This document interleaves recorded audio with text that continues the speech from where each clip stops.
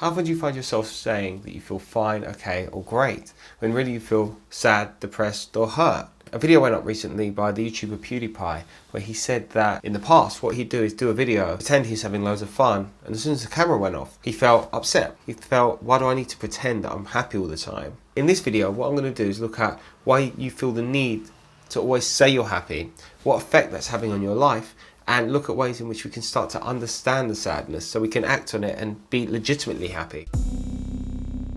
Hi, welcome to another video with me, Philip Carahassan, for Therapy in London. So, how often do you find yourself saying that you're okay or fine when really you feel sad, depressed, or upset? There might be lots of reasons why we do this. You might think the other person won't be interested in what you really have to say.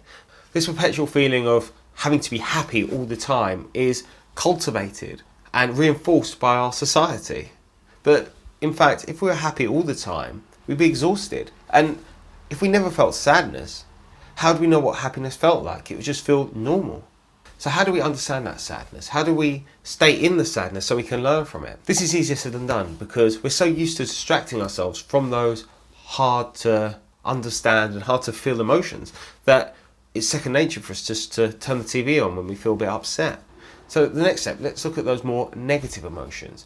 The emotions surrounding being sad, upset, frustrated even. Well, these feelings are doing a really important job. These feelings are showing you that there's something not right in your life and something needs to change. So if you start to look at those feelings, if you start to address them and understand them, then you can start to work out what it is in your life which is lacking, which needs to change, so that you can overcome it and be happier. And if we keep on distancing ourselves from these problems, from these issues, from these feelings, they'll start to impact on other areas of our lives which have no relation to that initial issue, but have bled over, which have essentially become a part of the problem. So imagine you cut your hand. Instead of dealing with it in the moment, you leave it. You leave it to bleed. The cut gets bigger. The cut gets inflamed. It gets infected. But if you'd have put that plaster on to begin with, if you'd sorted it out right there and then, as soon as you cut yourself, it wouldn't have got bigger, it wouldn't have got infected. And this infection, this excessive bleeding, will impact other areas of your life, such as going to work, meeting up with friends, using the computer. It's a dull ache in your hand all the time, reminding you that there's something wrong. And this physical pain is exactly the same as the emotional pain that you're feeling when you haven't dealt with that emotional or situational problem. So you need to address that problem in your life right now. And when I say right now, I mean this very moment. You feel sad. Okay, why do you feel sad? What is it that's causing that sadness? I talk a lot in my videos about making it real, writing it out, drawing it out, whatever you connect with. But the importance of that is essentially why people come to me as a therapist. They need to see it in front of them.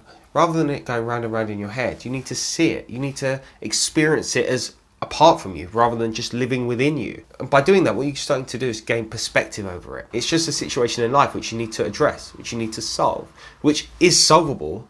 And in its place will be left satisfaction, will be left happiness. So in this video, what we've done is to look at why it is that in our society, we shy away from feeling anxious, sad, depressed. And in fact, why it is that you feel so hard to connect with those feelings, why you find it's hard to address them and deal with them.